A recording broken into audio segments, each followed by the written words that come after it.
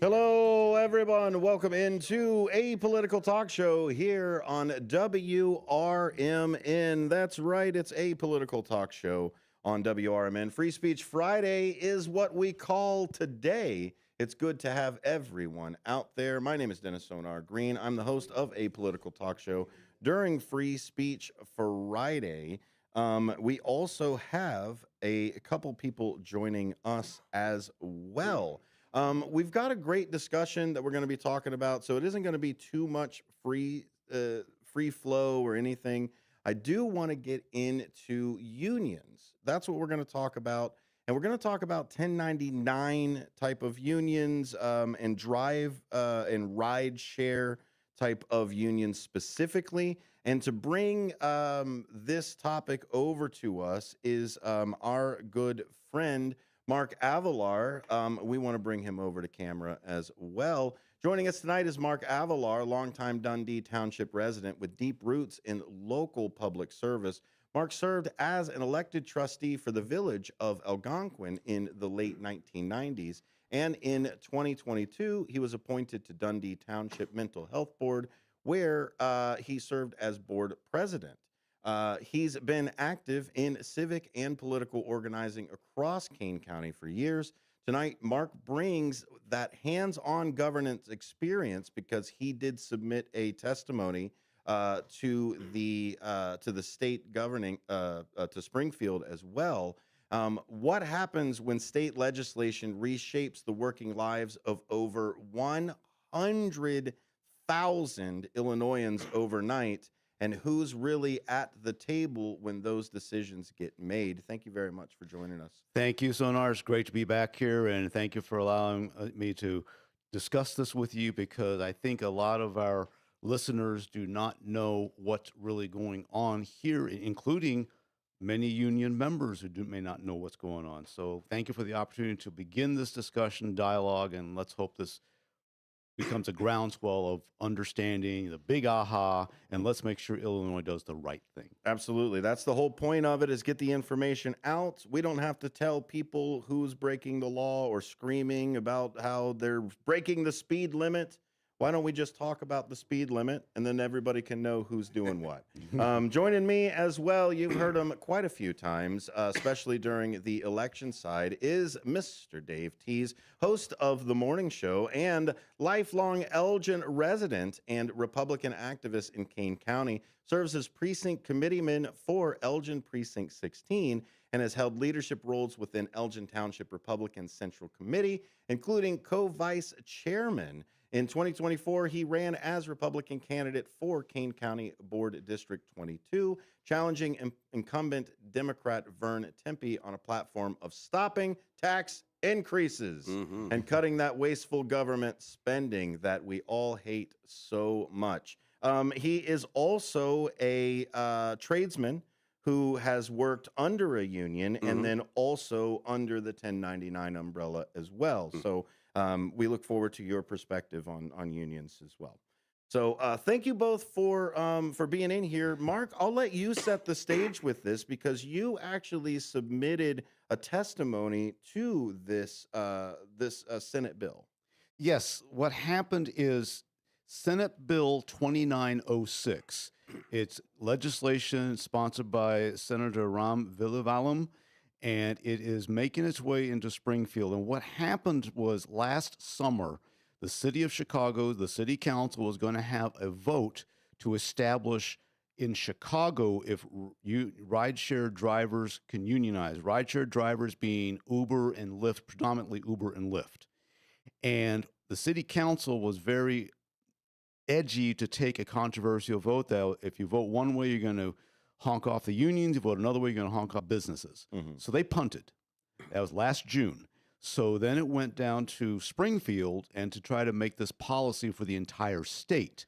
And what the proponents of this is doing is that they are copying what has been done in at least two other states to date, the states of Massachusetts and the state of California. And what happened is in Massachusetts, there was a ballot initiative in November of 2024, which passed that would allow rideshare drivers to unionize. So what happened after the passage of the ballot question is called ballot question 3. Then you had to go into the process of how do you identify whom the active drivers are, drivers that work a good chunk of miles, good Mhm. 40 hours plus a week, versus those that are casual and are not active. They basically work 2, maybe 3 nights a week, drive the car for a couple of hours a night, maybe a college student trying to get some extra money in between classes. Still fall within that part-time side of it. Exactly. So in order to have the union representation for 1099s, you have to know who exactly are the active drivers, whose votes are going to carry the more weight. Mhm. And here we are in March of 2026, and to date, not one collective bargaining agreement has been implemented in Massachusetts. Now, California copied Massachusetts' formula, and they just passed it through legislation last summer. It's known as Assembly Bill 1340 or AB 1340. Gavin Newsom signed it last year. It was implemented on January 1st. Now, it's too soon to tell what's going to happen in California, but it's got the same model. You got to figure out who are the active drivers. You've got to gather this data quarterly.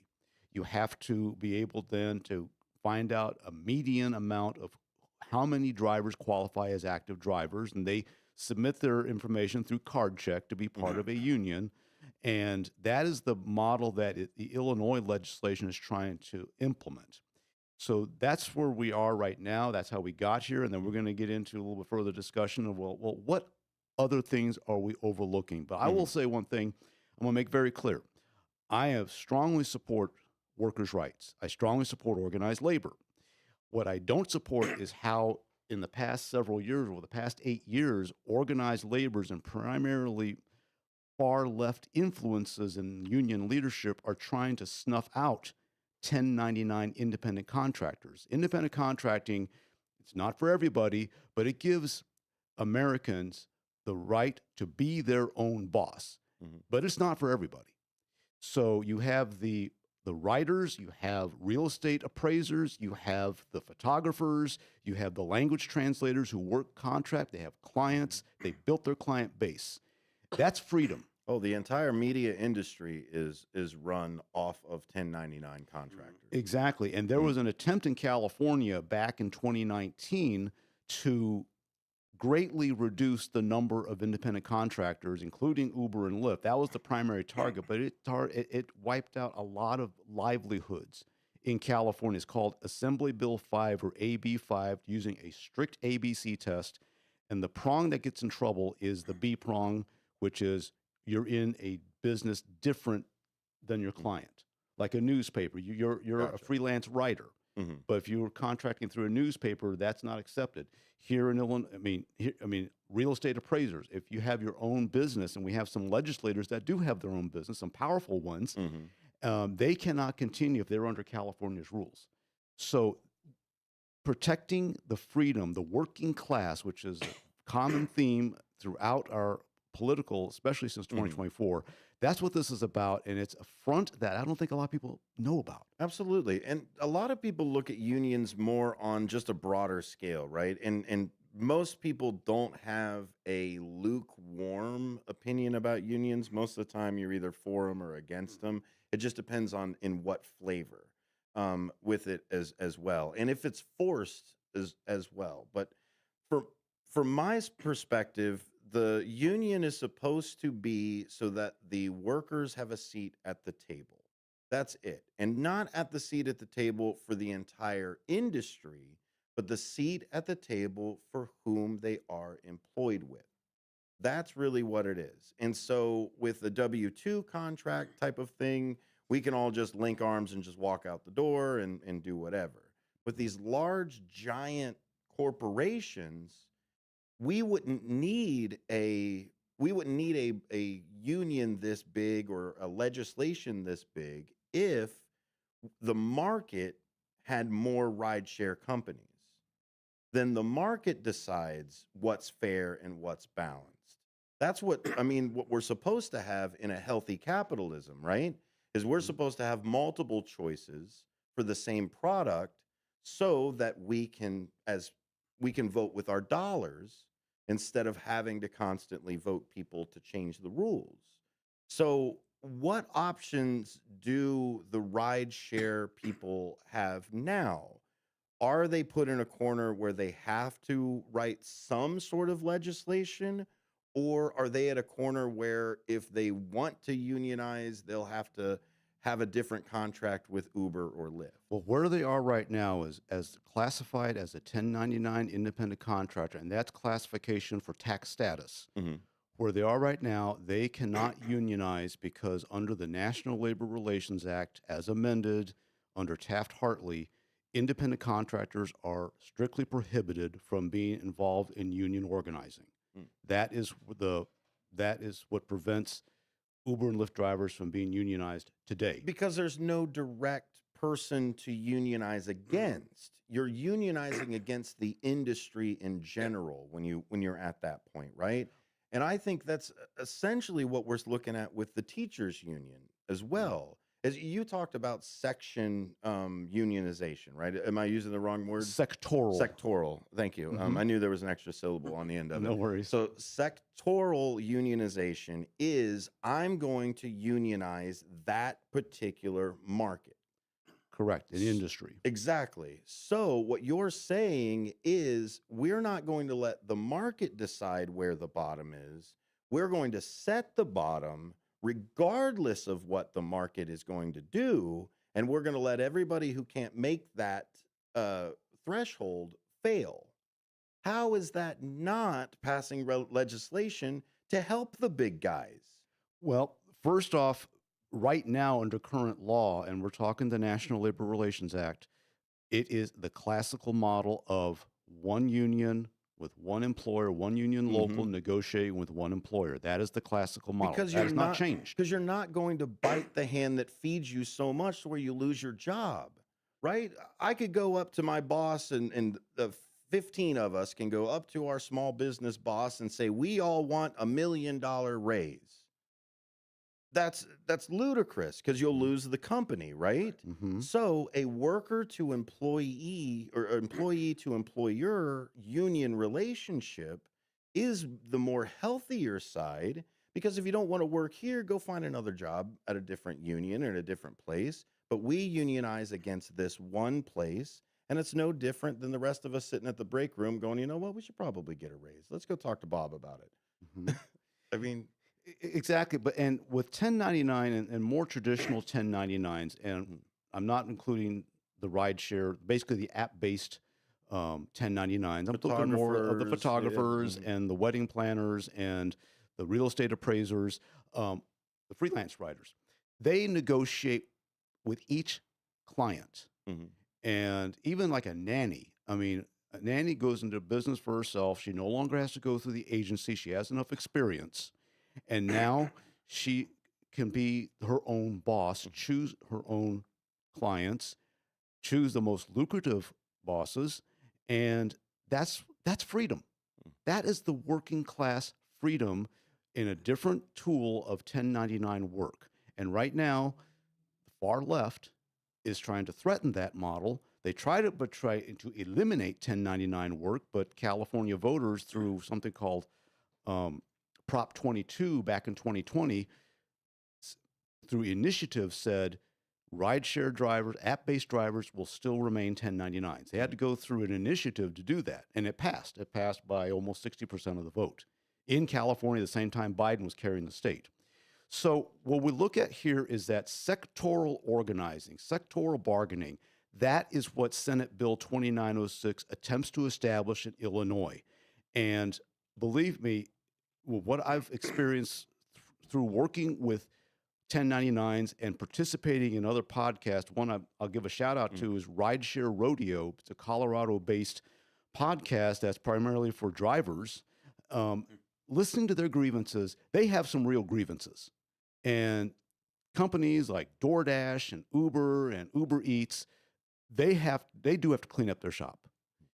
But is the sectoral organizing model the best way to go? I challenge those who are sponsoring Senate Bill 2906 to look at a different state that has proven you don't have to go sectoral organizing to get the drivers the representation that they need. Well, and we've got it here. I mean, you could even see it within, like I brought up, the teachers union or anything like that. Dave, Mhm. let's bring you into it. Sorry, I was taking a little bit to No, it, you guys go ahead and talk. but to talk about that of where is the negotiation at? Is it better for a negotiation from like a business to business contract of I'm a business, you're a business, let's 1099. If corporations are people, surely LLCs or anything Mhm. else should Right. be at least children. So where do you stand with how to negotiate with not just an employer, but also clients? Because clients are your employer. Right. Well, the mutual start when Uber and all these rideshare companies started out, that's what it was like. It originally started out to, hey, you got like a part-time job or you got like a regular time job, you want to make some extra bucks, you go Hmm. pick up people, drive them home, drive them here, drive them there. So it wasn't like I don't think it was meant to become a full-time job Hmm. at the beginning of the start of all this stuff. And then all of a sudden, Uber Eats and then Grubhub and grocery shopping, everything started becoming where it turned it into an industry of full-time workers all of a sudden. Now people were looking at, I can make better money doing this. And Than then, whatever I was doing right, yeah, supplementing, right? after work or just on the weekends and all that stuff. I Hmm. mean, you got a good job. You can make some good money at nighttime, Ubering people from bar to bar and bar to bar, because people like to go out and party. But, the whole entire thing about it is it became a part like you guys have just been talking about. You're trying to force something into people that don't want it. It should be Mhm. the business with the client, which the client is the 1099. And I understand the precedent that this is set, but this is a quote from David Crane, rideshare driver. It comes from the Chicago Sun-Times, page 4, I think, is what if you're looking over there. Multiple drivers are offered the same ride, and whoever accepts the lowest pay wins. Drivers are told this is flexibility, but in fact, it is unilateral control without accountability. But is this the argument of the free market capitalist? I mean, this is laissez-faire capitalism, right? Mhm. Is I want something done, let's bid a soft auction of whoever can say I can do it the best or the cheapest or whatever I need it to do, right? This is that side. So David Crane is a rideshare driver and he does put that out there. So yes, people that are in competition with each other. Yeah, I don't like hard competition. I'd rather have a pretty easy game of what have you. But at the end of the day, is this is this anarchy or is this just capitalism doing what it needs to do? It's capitalism doing what it needs to do, but there are valid concerns for some protections for the drivers themselves. So then what do those regulations look like? Where do we put those in? Or is this for bigger heads? Well, no, well, bigger heads have two different meanings there, but I will, with what I've been researching this, and this goes back also to when I testified before the House Labor and Commerce Committee last April about independent contracting, is that it's freedom to choose how you're going to provide for yourself and your family.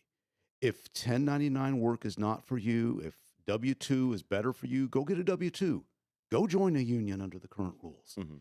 But to create something that is untried in this country, known as sectoral organizing, sectoral bargaining, because people look at Europe and they think Europe's a good example. There's a lot about Europe I don't want to copy, including sectoral organizing. But that's the groundwork that is going to start to erode freedoms if we allow sectoral organizing to come in the way that's being proposed in Senate Bill 2906. So okay, Dave, I'm a driver. Mm-hmm. I don't like what Uber does. I take your advice, Mark. I go out and I go find a W 2 job. I want to Mhm. become a cab driver. That union stops me from becoming a cab driver. Yeah. So where do I go? What do I do? Where am I just in no man's land? Do I just put a sticker on top of my car and say I'll pick up whoever flags me down? You know, that's actually going on today, right now. There are some independent cab which drivers again out there. is absolutely illegal. Yeah, and if you remember back in the day, union cab drivers, but they also had it in New York. You had to get the medallion. Yeah, You know, that's on your how it car. is in the city. But then you also become an independent contractor So too, in a way, I drove right? cab for I drove cab for Niles, and Mhm. I wasn't able to pick anybody up in the city. Like if Right. I dropped somebody off in the city and they left, I was not allowed to turn my light on and just pick somebody up off the street. Right. I had to get whatever it was from the company But the nice thing about downtown. independent contracting, especially for app-based drivers, and that's Mhm. both rideshare and delivery. And I was a 1099 during that whole Mhm. time. Exactly. And you know, so you have multiple apps. So if the Uber ride is something that the driver doesn't want to do, they can do the Lyft drive. And if they want to turn around and deliver food, turn on Uber Eats, turn on DoorDash. It's freedom to choose who you work for. It's like a traditional independent contractor choosing the client, choosing the jobs. Like Mhm. think about independent truck drivers. Yep. They choose Mhm. the loads they want to do. They choose the rigs. They can tell their dispatcher if something's happening at home, take me off the dispatch level. Yep. I will have the flexibility to take care of whatever I have to take care of at home. And then I'll let you know when I'll be available to do deliveries. Independent truckers. That's exactly how it was driving for the cab company. There you go. Josh Gold, Uber spokesperson, told the Chicago Sun-Times January 20th, quote, "In general, we expect to be able to work with the legislator and other stakeholders on a bill that sets up a pathway to organizing for independent contractors." This is Uber's neutral posture, essentially prearranged anyway, right? It sounds Mhm. pretty cookie cutter. They already agreed not to oppose the bill as part of last year's deal with the Illinois Drivers Alliance. Um, but the Illinois Drivers Alliance dropped its Chicago City Council ordinance push, which would have mandated a per mile pay floor and transparency requirements. In exchange for Uber's neutrality pledge on this bill, Chicago drivers have been seeking a minimum of $1.28 per mile and 32 cents per minute. So when I was driving for the cab company, it was essentially $20 per hour if I was on the clock from there. And I think it was around $1 or so per mile on that. And then if you go across city lines, you also have a surcharge on that driving a cab. So it doesn't seem like you'll get that necessarily on this one, but it does seem like Uber at least wants to quiet down maybe some of the rhetoric. What Uber is trying to quiet down, you notice it's Uber only. It was not Mhm. Lyft. Yeah. So Lyft, we don't know where their position's at. They follow Uber most of the time. But I do. They started it. But what happens in a public hearing setting in New Jersey last June? There was an issue with a rule being implemented to restrict independent contracting, and one of Lyft's public policy directors testified and stated that follow the example that Lyft did working with stakeholders in the state of Washington. That is a state that is not mentioned, as definitely wasn't mentioned at the subject matter hearing back in early March before the Senate Labor Committee. What happens there is that what Washington State did, and they did this in 2022 and 2023, the state legislature and the Department of Labor got people in the room and stakeholders talking. And after the break, we can go into some of the good things, very high level what they did. But they showed a different path to get the drivers what they really want and or need without having to go to sectoral organizing. Absolutely. It went more, if you're going to make a mark on something, don't target anyone. Let's make it more of a blanket, just every employee after that, right? Because we don't want to write legislation that targets people. We don't want to turn around and be like, what did Benjamin Franklin say about democracy? 2 wolves and a lamb deciding what's for dinner. We do not need to start passing legislation that's targeted at businesses specific or industry specific. Make them blanket policies. More when we come back.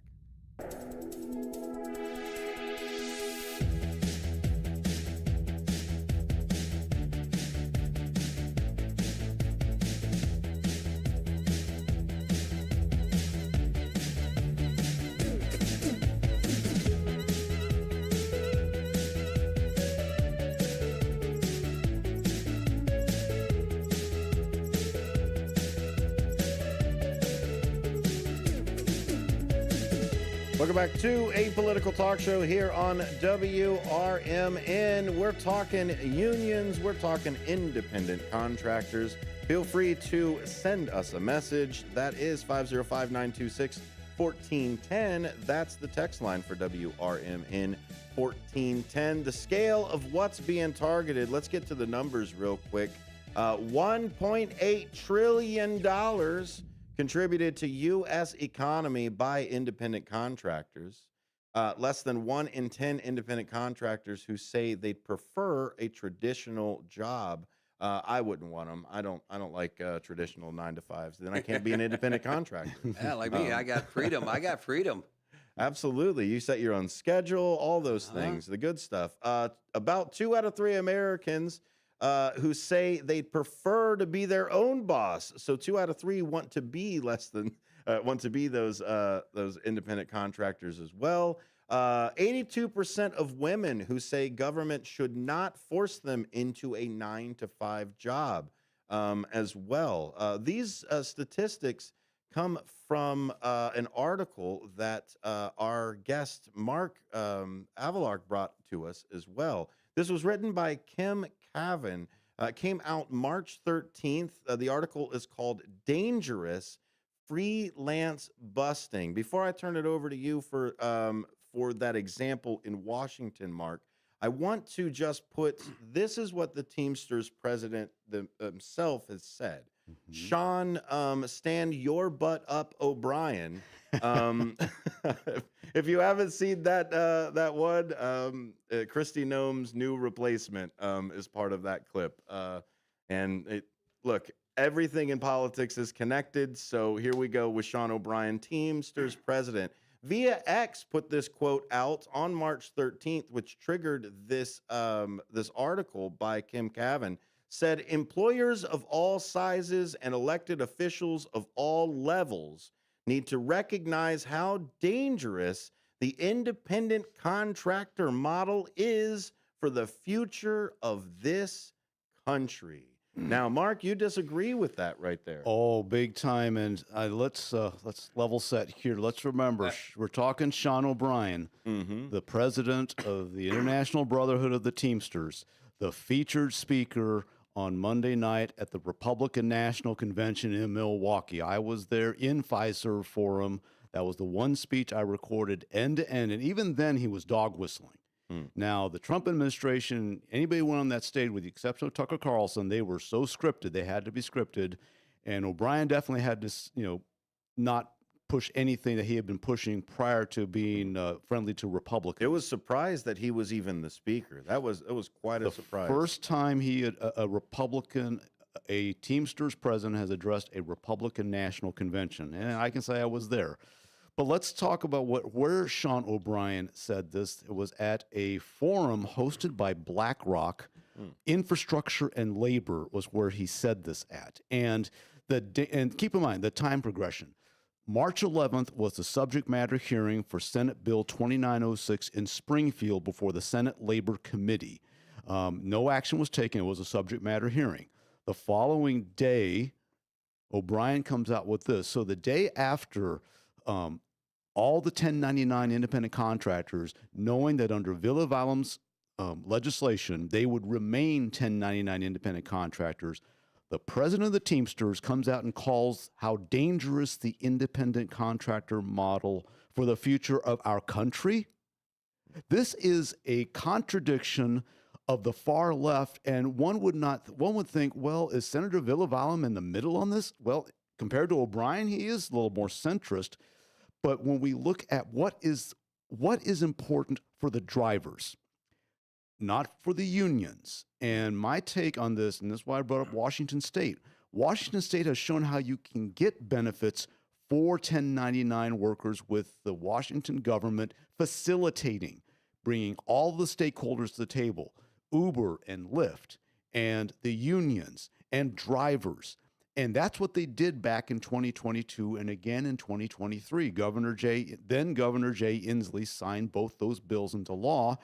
And it's like, okay, and we had to wait till 2024 for Massachusetts to act, but they're trying to do sectoral organizing.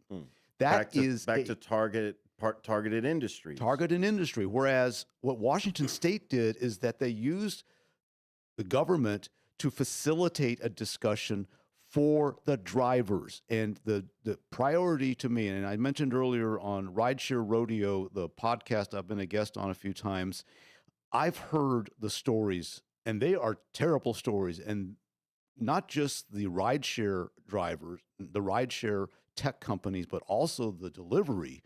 There needs to be some reform. And I don't think sectoral organizing, just I'm looking at Massachusetts, almost a year and a half later, you haven't had one driver under a collective bargaining agreement. What brings relief to the drivers here in Illinois faster? And wouldn't it be great if we not just the rideshare drivers, but also the delivery drivers, all app-based drivers, through a Washington State type of solution here in Illinois? This is not too big to do this here, and to see Illinois try to copycat California. And again, Governor Pritzker versus Governor Newsom. I mean, all these copycatting that he's doing, he's shooting himself in the foot if he has 2028 ambitions. That's just a personal side. But there you are. Let's Dave. So part of that in there, do you agree with that side of 1099s being dangerous to the future of the country? I think what he's back to talking about is back to that raw laissez-faire side that one of the drivers said. Let me see if I can find the quote from the driver real quick. Multiple drivers offered the same ride. Whoever accepts the lowest pay wins, right? But that's laissez-faire capitalism. Let the market decide whatever it is. Mm-hmm. And so we've got a union leader essentially saying the same thing that they've always said is don't go out and do laissez-faire, unionize and force the employer to pay you whatever. Yeah, right. I just touched with this a little bit ago. Yeah. The 1099s are good, and it should stay that way. It's like we just said, there should be competition out there. That's what they don't want. Because it's like I just said, we have full-time drivers now. This is their livelihood, and now they're taking offense that somebody's going to underbid them. So now so here's, I think, where I think the crux of the drivers is instead of the companies competing with each other for the drivers now have to compete within the company. I think that's where the upside down power struggle is. And so when you don't have that side to it, because here's my issue with it, we wouldn't have these massive side of unions if we didn't have these massive monopolies that don't do it. So what do we do? Do we do like Washington is and maybe look at a blanket universal workers' rights and just say this is the bare minimum, raise the minimum wage of a certain side and say whatever falls under it, but then you're back to it's no longer laissez-faire. My problem is our capitalism isn't laissez-faire capitalism to begin with. True. So why are we forcing this particular group to play by the rules? Well, if you're a union contractor, let's throw out there a carpentry company. Sure, carpenter. Okay, and you're bidding against another union company for a house. What's the difference if that union company says, well, the customer goes, I got a bid here from, you're all in the same union, right? Yeah, I got a bid here from A&A Carpentry for $10,000 to do my house. And your bid is $12,000. Well, then that guy goes, I could do it for $9,999, or I'll $9,800. Yeah, you go down for the bid, right? Yeah. So what's the difference? Is the rideshare guys, the 1099s, undercutting their own? I think for me it's scale. I think that's the where workers it get really paid. is. The workers get paid their money. 100%. But even look at government contractor side, right? Is we've got so many government contractors now that we have to have no bid contracts. Well, so why would we turn around and say, you know what, Uber, it's okay for you and your workers to bid for $3 rides, or $4 rides, or maybe $299 rides, like you're saying, right? But Lockheed Martin, no, you've got your guaranteed side, or this CB that has to build. You know what I mean? Is I think we have to figure out in this country where our worker rights are. I think is where we're really coming in. There's too many different pieces at play here. Well, the workers' rights, and there's a real creative use of statistics and data from Gallup. This goes back, and the lady who wrote, you mentioned Kim Cavan, Mhm. outstanding person. Freelancebusting.com is her Substack. That is a great read to really catch up on everything. She covers everything. She testified before Congress 3 times in the past 2 years. Mhm. She's a very effective, knowledgeable person, and just trying to be an independent contractor and have her freedom to earn a living the way she chooses to. But let's get into what happens here in Illinois. Okay. The carpentry example is a construction industry job as defined by statute. So not necessarily the best example, only because there is existing law, particularly the Employee Classification Act that has been on the books since 2008, which would, not a strict ABC test, but does shift classification to more of a W-2 model. It only applies to the construction industry. So if we just interchange it out and go with a freelance writer, Okay. where they're not a construction job, then it is an example, as David was pointing out. Well, are you going to is this publication going to you going to charge publication A $100 an hour, and can publication A go and find someone to do the same work for $60 an hour? Mhm. Right. That's the more of a traditional 1099, and that is an example of, it's, as you say, the capitalism, the laissez-faire. Mhm. Now, with reasonable restrictions, like what we see in Washington State, they can get the drivers what they need fastest, not of this waiting a year or two. And see, I want to keep the focus on the drivers, because the drivers need the relief sooner, Absolutely. not later. They're the And ones trying that, to that are having the experiment problem. a social experiment of sectoral organizing, sectoral bargaining that has yet to be implemented, has yet to prove itself. In Massachusetts, that first did this. I think that's the legislature should at least discuss the Washington example, look at what they did in 22 and 23, and that could be the best model under the given circumstance for Illinois drivers. Do you do the next one at Amazon drivers? Do you do the next one at part-time barbacks? Do you do the next one at everybody who is a let's say you're a band that travels to the different bars for things? Are you heck, if you're going to go around mowing lawns for people, are you going to have to do this? Where do we sector everything out, or do we follow the model of just fairness across every industry? Well, yeah, I mean, like I was trying to finish off with the carpenters. When they're bidding against each other, the contractors lose out on that because they're paying their union 95 workers that hourly rate all the time, but they're trying to get the job to keep their guys working. And so now they're taking a job that, the contractor doesn't make any money off of it, but he keeps his employees working. Mm-hmm.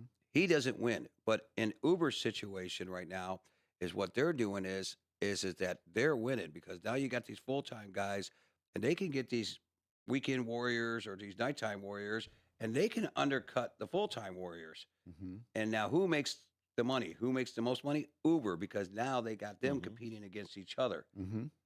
And that's where I think a lot of the unfairness is coming and why they're trying to regulate these things to try Because they making don't everybody a 9 to 5. because Like, they don't have anything other than we all just quit. yeah, Right? Right. They have no other side. The senator, Villavallum? I know I was going to mess it up. Thank you, sir. Mm-hmm. Who is the sponsor of the bill, said with no existing legal structure allowing rideshare drivers to unionize, workers have been left unable to negotiate fair pay, protection, or a voice on the job. And this is where we start to differ and we start to see the libertarians versus the Republican side of it. In mostly the definition of liberty, libertarians try to take it from the point of non-government interference. The government can't tell me what to do. This is where the Republican side of it says non-arbitrary domination. You can tell me what I have to do to participate in society, but you cannot take away my voice to contribute to that rule. That's where republicanism comes in. Sure, I'll follow the rules, but I need to be part of when we make these rules. Bingo. That's republicanism versus the laissez-faire anarchist capitalists, right? I mean, that's what you end up with when you end up with us fighting each other over 50 cents a mile. So let's take that, a great example, a great metaphor, because that was going on with independent contractors going back until 2023. And I'll tell you why. The Republican-controlled House held the first hearing under the Workforce Protection Subcommittee. It was chaired at the time by Kevin Kiley of California. And for the first time, independent contractors were brought to the witness table. Kim Cavan was one of them. That's Karen it. Anderson, another one who fought the AB 5 law in California that decimated careers in California, she was also at the table.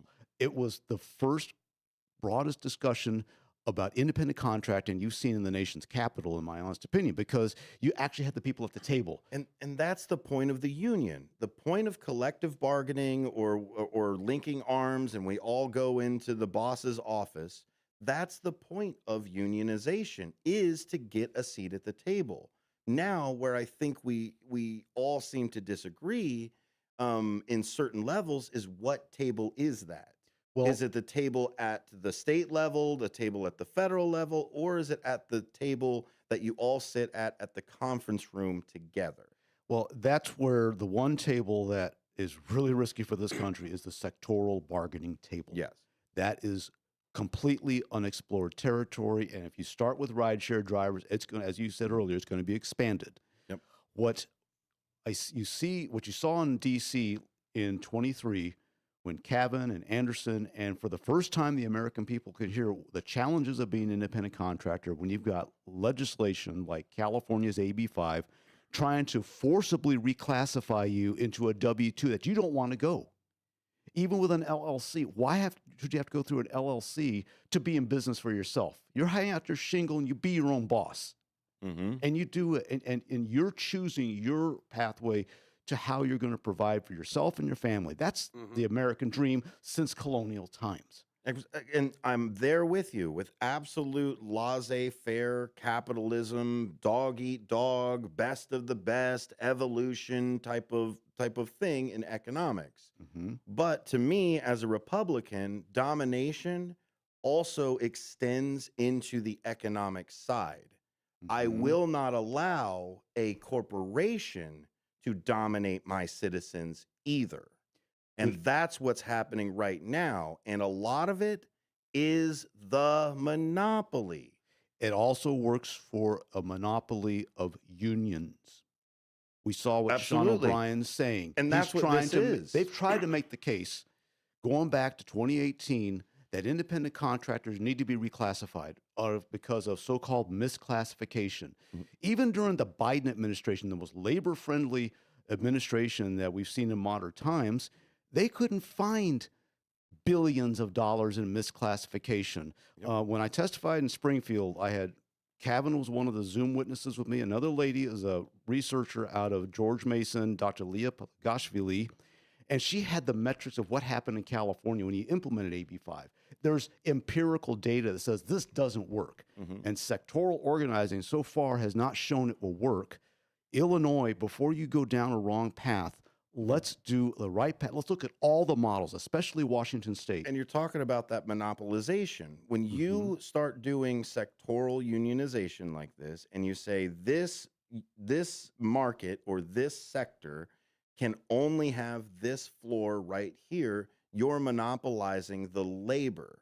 Just like the business monopolizes the market, or the antitrust that needs to be broken up, or the trust that needs to be broken up in general, that's my issue with it, is you don't want either side of the scale to be the controlling factor. I like the position you say there. That's what makes it so ironic. Where Sean O'Brien said that quote, of all people at a BlackRock infrastructure. Well, BlackRock labor- doesn't want any unionization. BlackRock just wants everybody's house. That too. Yeah. I want to thank everybody for they being do. here too. Dave, you got anything cooking on your Republican side of things for the Kane County area? No, not right now. We got done with the elections. We had Andrew, everybody's cooling down now. Yeah, everybody's taking a little break, going on vacation, and then we'll all heat it all up after our in-house election for townships. Andrew was on here yesterday, made a big announcement, and he's retiring. He's not going to run for the GOP, so it's going to go up for grabs for somebody else. He brought it to the point where it's at now. God bless him. I wish him the best. Did a great job. Yeah, he did a great job. Talked highly, great for everybody, including Democrats and Republicans. And if you listen to it, you can go back and listen to it. It was a great interview. I thought he was doing great. But other than that, we are just cooking along and getting ready for the election season coming on up here. It's going to That's be it. a long battle, but We need to did get talk them about out, some- right? Mark, we talked about this. Everybody has talked about this. Folks, get out and vote this election. Yes, Don't sir. just vote for a D because you're a D. Don't just vote for a red because you're a red. Vote for the candidate that's going to work for you. Mhm. That's what you got to do. We got to get rid of the hats and the ties and the Mhm. T-shirts and Right. the buttons and the everything else. Mhm. Research your candidate and You and me have said this so many times on the air. My Lord, we're like a broken record. Every Mark, time. thank you so much for being here. I got about 60 seconds or so. Is there anything else you'd like to get out? Yes, there's definitely going to be some changes in other Republican Party leadership, but particularly in McHenry County. The chairman just resigned, Jeff Thorson, so there will be a new Republican Party chairman in McHenry County. I don't think Aaron Del Mar can stay as Cook County Republican chair now that he's a nominee for lieutenant governor, so you're going to see change there. As David said, it's up to the voters. Apply discernment to anybody, whether they're wearing a red shirt, a blue shirt, or whatever color shirt. Apply discernment between now and November 3rd. Make that informed choice. And when it comes to workers' rights and freedoms, just because somebody says they're for the unions or not doesn't necessarily mean they're for your freedom. Kim Cavan is a great freelance writer who wrote a couple of articles that we talked about today. One just dropped yesterday, article, the Minnesota lingo. Where can we find Miss Cavan's stuff? That is at freelancebusting.com. That is her Substack page. Well read. And you mentioned Minnesota. That's another state that's trying to go to sectoral organizing as well as reclassifying 1099s. It's going to be a good read. Head on over there. Kim Cavan, Kimkavin. You've been listening to A Political Talk Show, WRMN.